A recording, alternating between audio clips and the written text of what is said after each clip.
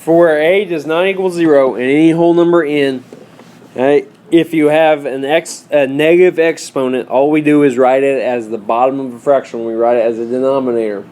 So a to the negative n power, we just write it as 1 over a to the n power. That gets rid of the negative exponent.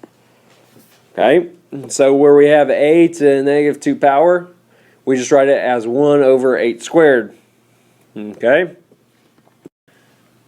Write this down. It says, write each expression using a positive exponent. So this is what your homework questions will look like. Or one of them at least. It says 2 to the negative 3 power. I need to write it using a positive exponent. So what I do is I write 2 to the third power as a denominator. That's all I do. Okay, that gets rid of the negative exponent. M to the negative 4 power, 1 over m to the fourth. No. Okay. I just did. Okay, 2 to the 0 power. Okay, don't forget that's just 1. Alright, write these 3 fractions down. We're going to write these using a negative, writing the expression using a negative exponent. I have 1 over 4 squared. Pyle, what is the answer using a negative exponent? It's 4 negative 2. 4 negative 2. Nice. 4 to the negative 2 power. Good. Now, I have 1 over 100. What I'm going to do first is write it as a power, okay, because it says I have to have an exponent. 10 squared, because 100 is the same thing as 10 squared, right? What's 10 times 10? 100. Now that I have an exponent, I can write it with a negative exponent. 10 to the negative 2. That's all I do. 1 to over 25, so I need to write 25 as a power. 5 squared, because 5 times 5 is 25. And then write it using a negative exponent, 5 to the negative 2 power. Any questions on how to do that?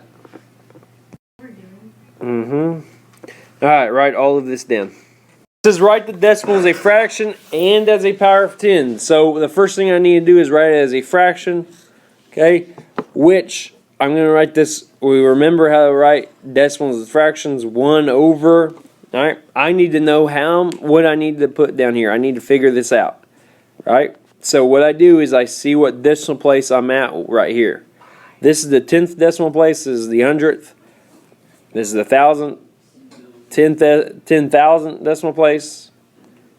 100,000th place. Right? So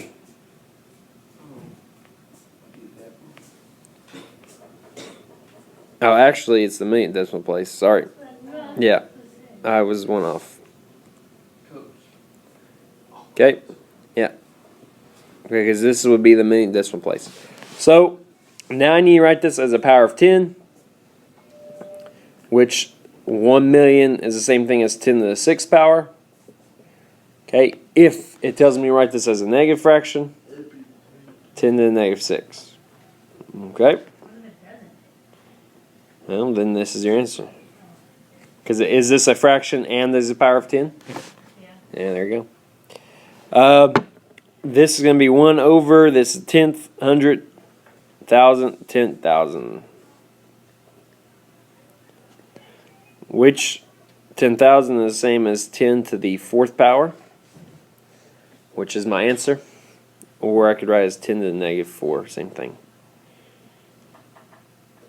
Any questions?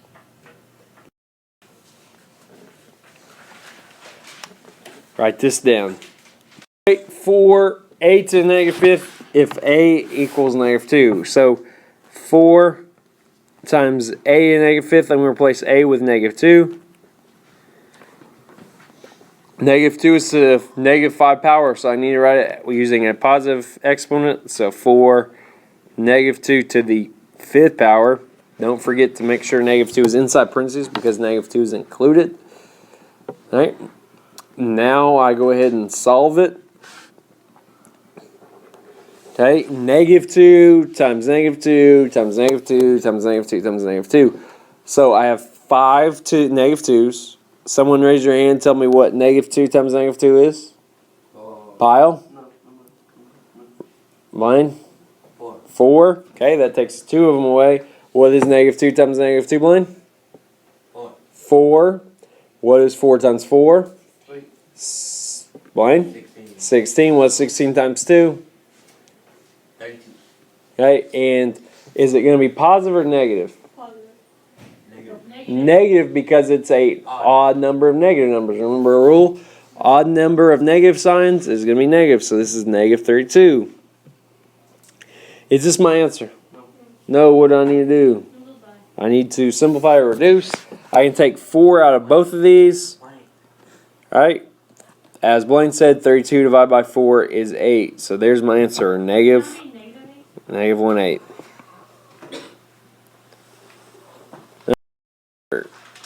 Here's your homework.